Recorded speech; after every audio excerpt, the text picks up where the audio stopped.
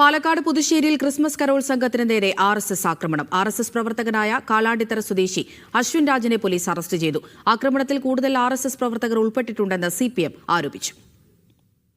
ഇന്നലെ രാത്രിയാണ് പുതുശ്ശേരി കാളാണ്ടിത്തറയിൽ വെച്ച് വിദ്യാർത്ഥികളായ ക്രിസ്മസ് കരോൾ സംഘത്തെ RSS പ്രവർത്തകർ ആക്രമിച്ചത്. പണം നൽകാമെന്ന് പറഞ്ഞ് 15 വയസ്സിൽ താഴെയുള്ള കുട്ടികളെ ആളൊഴിഞ്ഞ സ്ഥലത്ത് കൂട്ടിക്കൊണ്ടുപോയി മർദ്ദിക്കുകയായിരുന്നു. തങ്ങളുടെ പ്രദേശത്തേക്ക് കരോൾ സംഘം വരേണ്ടെന്ന് പറഞ്ഞ് കുട്ടികളെ ഭീഷണിപ്പെടുത്തി. ബാൻഡ് വാദ്യങ്ങൾ തല്ലിപ്പൊട്ടിക്കുകയും ചെയ്തു. കരോളിന് ഉപയോഗിക്കുന്ന ബാൻഡിൽ CPIM എന്ന് എഴുതിയതാണ് പ്രതികളെ പ്രകോപിപ്പിച്ചതെന്ന് CPM ആരോപിച്ചു. പ്രദേശത്തെ സമാധാനാന്തരീക്ഷം തകർക്കാൻ സംഘപരിവാർ ശ്രമിക്കുകയാണെന്ന് CPIM കുറ്റപ്പെടുത്തി. പ്രായഭേദമന്യേ കുട്ടികളെ നിങ്ങൾ ഫോട്ടോയിൽ കണ്ട 15 വയസ്സിൽ താഴെ ഇന്നിപ്പോൾ എല്ലാവരും സ്കൂളിൽ പോയിരിക്കുകയാണ്.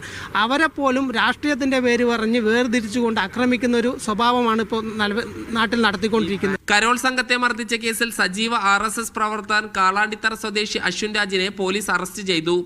അശ്വിൻ രാജിനെതിരെ വധശ്രമത്തിന് കേസെടുത്തു. നിരവധി ക്രിമിനൽ കേസുകളിലെ പ്രതിയാണ് RSS പ്രവർത്തകനായ അശ്വിൻ രാജ്.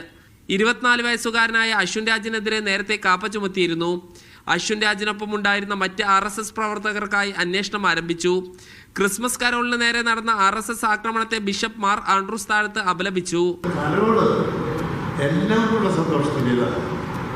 അതിൻ്റെ ഇടയ്ക്ക് ഇങ്ങനെ ഇതിനെ വർഗീയമായി അല്ലെങ്കിൽ പൊതുസമൂഹത്തിനെതിരായി ഇങ്ങനെ ആരെങ്കിലും ചിന്തിക്കുന്നുണ്ടെങ്കിൽ അവരോട് ക്ഷമിക്കണമെന്നേ പറയാൻ പറ്റുള്ളൂ.